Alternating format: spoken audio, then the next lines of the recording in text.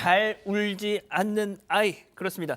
이 양모, 정인이 양모 장모 씨, 이 정인이가 잘 울지 않는 아이였다고 했죠. 자, 그런데 이 정인이가 잘 울지 않았던 이유는 지속적인 신체 학대로 인한 통증 때문이었다. 이런 이야기가 나왔더군요. 이 정인이의 사인 재감정에 참여한 법의학자의 말을 직접 듣고 가시죠.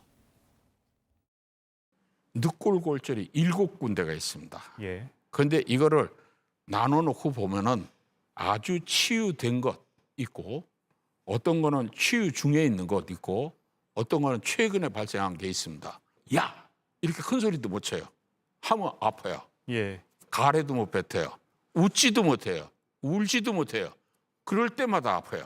예. 울지도 못하고 울지도 못하고 엄마가 뭐라고 그랬냐면 얘는 잘 울지도 않는 애라고 그랬어요. 왜 안 울어? 울어야 되는데 울면 아프니까 못 울 정도로 지속적으로 학대를 예. 신체 학대를 받아왔다는 얘기입니다. 자, 이 양모란 사람은요, 화가 났을 때 가끔 때렸을 뿐이다. 지속적인 학대가 없었다. 이렇게 주장하고 있죠.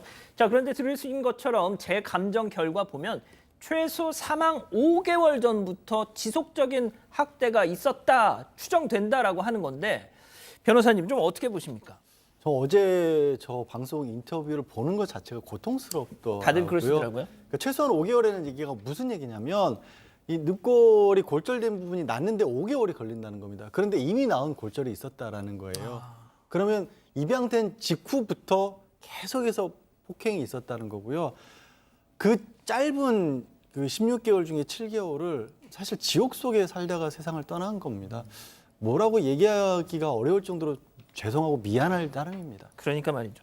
자, 그리고 게다가 이 검찰의 의견서를 보면 양모가 정인이 겨드랑이를 때렸다. 이건 또 무슨 소리죠? 네, 방금 보신 그 인터뷰한 이정빈 교수가 뉴스룸에서 설명한 내용인데요. 일반적으로 겨드랑이 같은 곳에는 타격이 쉽지 않습니다. 사실 팔을 내리고 있기 때문에. 그런데 이 교수에 따르면은 이 겨드랑이, 왼쪽 겨드랑이에도 상처를 입은 자국이 있다라고 얘기했습니다. 그 얘기냐 뭐냐? 팔을 든 상태에서 폭행에 가해야만 이런 곳에 타격이 있을 수 있다는 거, 상처가 생길 수 있다는 겁니다. 이걸 안 들리면 여기는 못 때리는 네네. 거니까요. 게다가 거기가 또 이런 급소이기 때문에 단순히 맞아서 일반적인 폭행에 당한 그 정도가 아니라 심하면 이렇게 기절을 할 정도로 급소, 아픈 곳이기 때문에 이게 얼마나 심각한 학대였는지를 보여주는 모습이라고 이 교수가 이야기를 했습니다. 자, 소장님, 저는 어제 이 인터뷰를 보고서 든 생각이 뭐냐면 잘 울지 않는다라 그랬잖아요. 그러니까 모르겠습니다. 정인이는 그러니까 울면은 또 때리니까 그냥 그 어린 것이 그냥 울지 울면 더 맞으니까 그냥 울지 말고 참아야지 뭐 이런 생각을 했던 게 아닐까 싶을 정도 생각이 들더라고요. 네, 그러니까 본능적으로 뭐 울어도 아무것도 나아지지 않는다는 생각도 들었을 거고요. 일단 다 아시겠지만 이렇게 옆구리나 갈비뼈 같은 거 부러지거나 아프신 분들 알겠지만 울어도 아파요. 당연하죠. 네, 이렇게 울거나 기침 한 번 해도 이게 너무 아프기 때문에 사실은 울 수 없었다라는 생각이 들고요.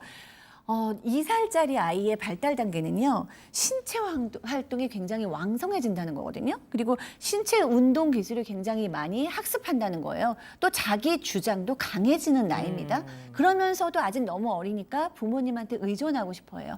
그런데 이 아이가 지금 어떤 반응도 못 보인 거잖아요. 신체 활동도 별로 할 수가 없고 말도 별로 할 수가 없고 신체 운동 기술도 내보일 수가 없고 그러니까 정인이는 정말 이거를 몸으로 겪은 거고 결국에는 뭐 이겨나가지 못하고 사망한 거죠. 예. 자, 정인이의 사인 재감정에 참여한 법의학자는요, 이 정인이의 사인에 대해서 숨진 당일 발로 복부에 밟히는 강한 힘을 받아서 이 췌장이 절단됐다, 이런 취지로 이 재감정 결론을 내렸는데 잠깐 들어보시죠.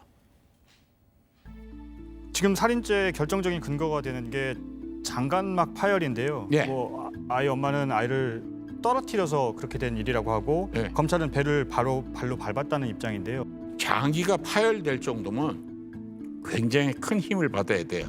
근데 발로 찰 때는 이걸로 탁 차니까 속도도 빠르고 그다음에 접촉면도 적으니까 배 가죽에 자국이 남아요. 근데 밟으면은 발바닥이 넓고 속도도 적고 그러니까 안 남아요. 장기가 파열이 되고 그랬는데도 예. 아무것도 안 남았어요. 예. 그럼 어떻게 봐야 되느냐? 밟았다고 봐야 돼요. 9kg밖에 안 돼요. 예. 그런 애를 누가 봐도 밟으면은 죽을 거다라고 생각 안 하는 사람이 있겠느냐 이게. 자, 유튜브 아이디 윤미애님은 정인이 얘기 이제 그만하면 안 되겠냐고 하실 정도로 지금 뭐 이런 내용 자체가 고통스러우신 것 같습니다. 저희도 그렇습니다. 빨리 정리하겠습니다. 자, 그런데 이 양모 측은 그제 있었던 이 재판에서도 이런 얘기를 했어요. 정인이가 숨진 당일 떨어뜨린 적은 있지만 강한 둘력을 사용한 적은 없다. 뭐 이랬더라고요. 네, 맞습니다. 지금 쟁점이 사망 당일이죠. 강한 둘력, 즉 이제 발로 밟은 행위가 있었냐 없었냐라는 건데 정인의 이 양모는 이제 그런 일이 없었다. 평상시보다 조금 더 세게 피해자 정인이의 배와 등을 때렸는데 그리고 정인이를 이제 안아 올린 후 다독였다. 그때까지 분명 아무렇지도 않았는데 잠시 자리를 비웠다가 돌아오니 정인이의 상태가 좋지 않아서 병원에 갔고 결국 사망에 이른 거다. 이렇게 강한 둘력으로 때려서 때린 적 없다 이렇게 주장하고 있는데 검찰 측은 뭐 아이를 밟은 정도의 수준으로 이제 강한 둘력이 작용됐다고 하고 있고 방금 인터뷰 들은 이정빈 석좌 교수도 이제 아이에게 강한 둘력이 가해졌다 이렇게 말하고 있습니다. 자, 이런 재감정 결과가 이 양모의 살인죄 적용 어떤 영향이 있을 것 같으세요? 결국 밝혀내야 될 부분이 이제 법의학자분이 말씀하신 것처럼 그렇게 진짜 밟았느냐, 그런 정도의 폭력이 있었느냐를 밝혀내야 하는 겁니다. 그게 없으면 지금으로서는 추정이거든요. 그러니까 법의학적으로는 다른 가능성이 없지만 형사처벌하려면 그런 폭력이 최소한 있었기 때문에 그 결과 이런 식의 심각한 상처를 입었다라는 게 입증이 돼야 되기 때문에 지금 현재로서의 살인죄 입증에는 그게 아마 관건이 될 겁니다. 자, 소장님, 이 양모가 낸 반성문에 보면 짜증 뭐 이런 표현이 많이 있었다고 해요. 네, 그게 무슨 의미일까요? 너무 약화시킨 거죠. 우리가 아이를 보통 이제 가르칠 때 뭐 훈계를 하죠. 우리가 굉장히 아이를 잘 되게 하기 위해서 정말 훈육하는 단계가 있고 그 다음에 이제 감정이 조금 들어가는 정말 이성적으로 훈육하지는 못했고 짜증내는 단계가 있고 그걸 넘으면 이제 감정을 완전히 컨트롤 못하는 분노하는 단계가 있고 지금 이 정인이 양모는 분노의 단계를 넘어서서 미필적 고의에서 살인을 한 케이스인데 본인의 너무 심각한 어떤 행동을 확 약화시켜서 보통 엄마들이 누구나 다 하는 짜증을 냈다. 이 정도로 지금 이제 굉장히 약화시킨 거잖아요. 본인의 잘못 100 중에서 90은 없애고 지금 10% 정도 내가 짜증을 내기는 냈다. 그래서 반성은 한다라고 얘기하는데 이 반성은 누구를 위한 반성인지 본인의 어떤 양형을 위한 반성이 아닐까. 정말 정인이에게 사죄하는 반성인지 저 묻고 싶습니다. 그러니까요. 자, 이 기자. 양부 말이죠. 양부의 경우는 공소장 변경을 하지 않았어요. 이것 때문에 또 많은 분들이 화를 내시던데, 자, 하지만 많은 분들이 또 정인이 양부한테도 살인죄 적용해야 된다라고 하면서 청와대 국민청원에 글을 올렸다면서요? 네, 맞습니다. 검찰은 앞서 양부를 기소하면서 이제 아동 유기, 방임 혐의를 적용을 했습니다. 이 학대치사 혐의는 들어가지 않았는데요. 국민청원이 올라온 것은 정인이 양부는 양모와 공범이다. 그렇기 때문에 반드시 살인죄를 적용해야 된다. 이런 내용이 올라왔고 20만 명이 넘는 사람이 이제 동의를 했습니다. 그리고 이런 가운데 이제 검찰에서는 이런 양모에 대한 살인죄 적용을 검토하라고 특별 지시를 내렸던 걸로 다시 확인이 됐고 이런 법원에서 판단해서 선례를 만들어야 한다고 강조를 했다고 합니다. 그렇군요.